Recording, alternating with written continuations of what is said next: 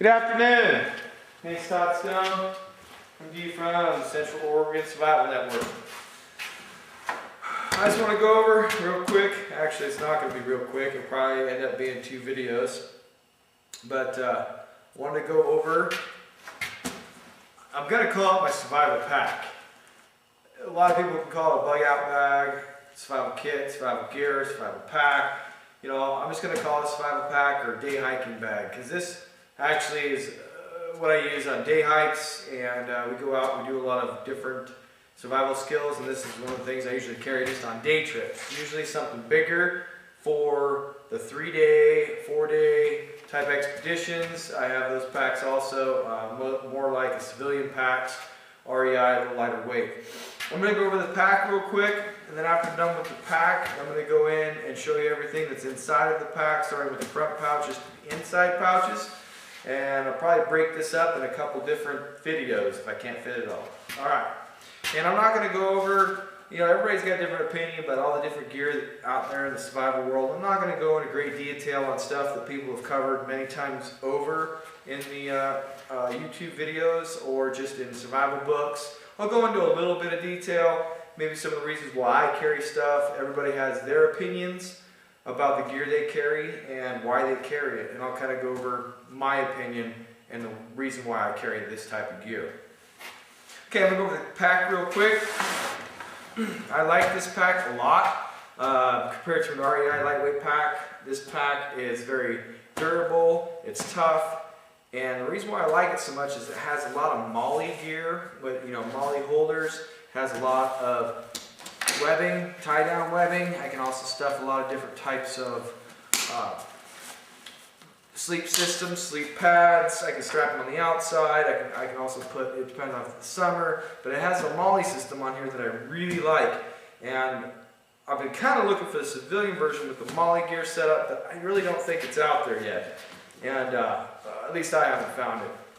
This pack is really tough. It's waterproof. I put waterproof resistant on it from time to time. I spray it down.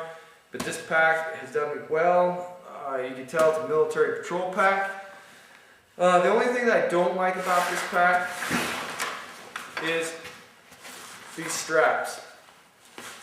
And the reason why I don't like them, well actually it's a waist strap too, is there's not a lot of padding.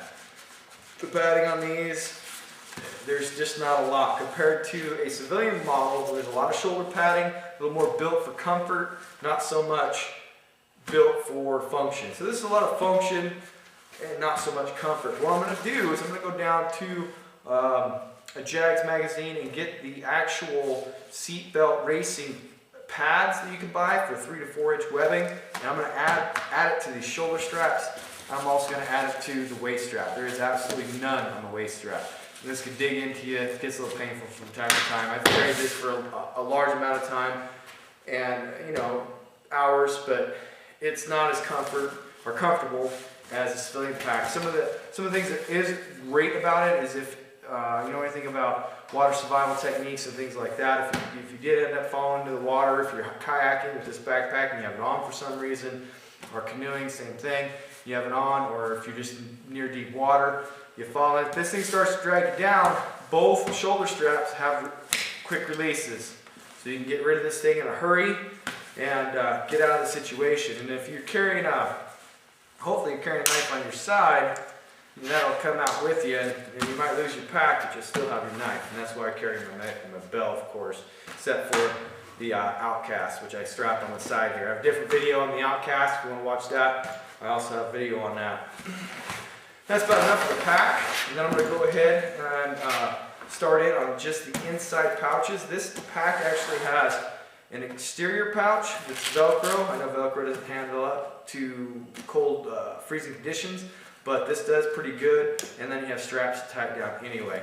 On this backpack, what I really like about it also is it has heavy-duty zippers, really heavy-duty. I'm really pretty tough on my gear. I try not to be, but I'm pretty tough on it. It's just the way it ends up. Anyway, so it has an external pouch here with Velcro. Also has another larger pouch here. And then inside there's a smaller pouch. And then a big compartment with another pouch inside of that. Now what I'm going to do is I'm going to freeze the frame. I'm going to go into these pouches, lay everything out, and save some time. So I'll be right back. Okay, what I've done is I have emptied out this front pack pouch here. It's got another internal pouch here. But I have emptied out all the contents from the outside pouch to the inside pouch. This outside pouch actually contains my maps, compass, things I need to get to pretty quickly. This other deep pouch has some of my other stuff that I need to get to on a regular basis. And of course you want to put that stuff usually on your outside of your pouches. Just real quick, I've got 2 water bottles strapped to the outside, plus the Outcast like I talked about, and also on this lanyard there is a signal mirror. I just leave that inside there. It's convenient, stays out of my way. Alright, so I'm going to go over everything that's in that. So what I have here, alright, so what I have here is I've got, we'll go over the maps first. Basically I have a military compass. This is the magnesium compass. This is a nice version, about 89 bucks or so, depending on where you go to get it. Love this compass. I'm of course better at military grid than I am Latin Long or Rangy Township. I do have a local area map that I keep on me at all times, just in case if I have to head up into, I live pretty close to the mountains. I know a lot of it, but this actually, it's really nice to have a map of your local area. Make sure you know where you're going at all times. Also, on that map, I like to coat all my maps in waterproof sheeting. If I don't have it coated, I have a map case that I put them inside of. So I actually work the map, works really well.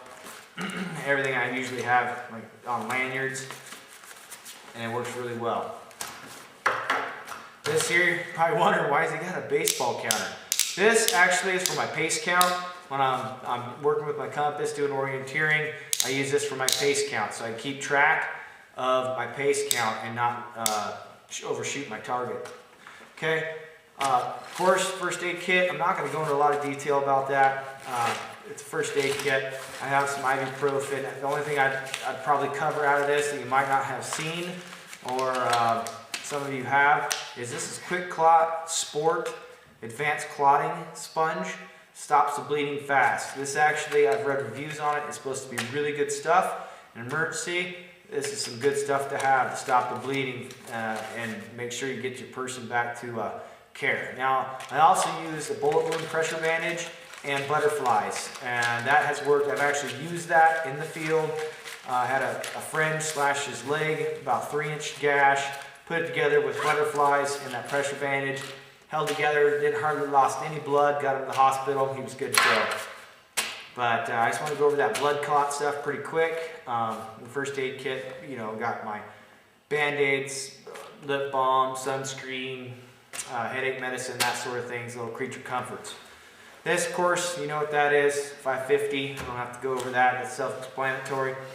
I do keep an extra knife besides the one I carry on me, which I actually carry this one on me. I might go over that in a different review. But this one I carry specifically for skinning. This is a drop point charade, an old school charade, old timer. But I really like this blade. It's got a nice rubber handle, very, very sharp, great for skinning. Used that several times. This is the razor saw. You've probably seen those, a review on those. It's actually the chainsaw blade, works really, really well. Really happy with it. Cover it with some WD-40, saw through blade or saw through wood. Works well in conjunction with the Outcast. Excellent piece of gear to have. Of course, flashlight, LED. I do prefer on my flashlights not the 3-volt batteries. They're not easily accessible. I go with a AAA in a carriage type deal. I mean, a lot of flashlights use that nowadays, but with the 3-volt, I haven't found.